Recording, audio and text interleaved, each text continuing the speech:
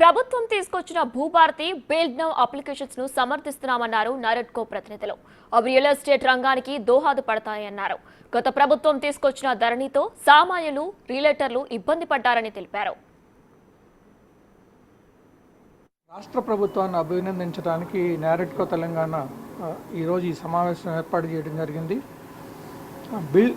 భూభారతి అనేది డెవలపర్లు, తర్వాత రాష్ట్ర లక్షల మంది ప్రజలు ఎదుర్కొంటున్న ఇబ్బందుల్ని సాల్వ్ చేయడానికి తెలంగాణ ప్రభుత్వం ఈ భూభారతి అనే కొత్త చట్టాన్ని తీసుకురావడం జరిగింది.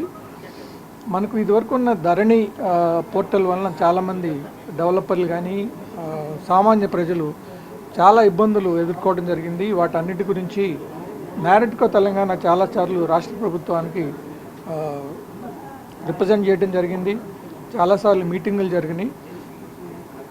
సో కొత్త ప్రభుత్వం వచ్చిన తర్వాత కూడా నారెడ్కో తెలంగాణ ఈ సమస్యల గురించి ప్రభుత్వ దృష్టికి తీసుకెళ్ళినప్పుడు వాళ్ళు ధరణిలో మేము ఆ ప్రాబ్లమ్స్ సాల్వ్ చేయము, మేము కొత్త యాక్ట్ తీసుకొస్తామని భూభారతి అనే ఒక వెరీ కాంప్రహెన్సివ్ యాక్ట్ని వాళ్ళు తీసుకురావడం జరిగింది.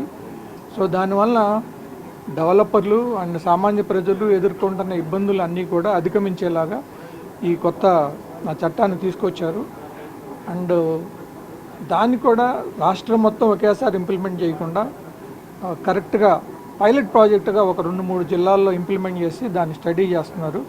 అంటే దాంట్లో ఉన్న ఇబ్బందులు కానీ లోటుపాట్లు ఏమన్నా సరిచేసి తర్వాత రాష్ట్రం మొత్తాన్ని ఆ యాక్ట్ని విస్తరించడానికి ప్రయత్నం చేస్తున్నారు. అది ఇక్కడ కనుక లాంచ్ చేసిన తర్వాత కూడా ఇంకేమన్నా ప్రాబ్లమ్స్ ఉంటే మేము మళ్ళీ ప్రభుత్వంతో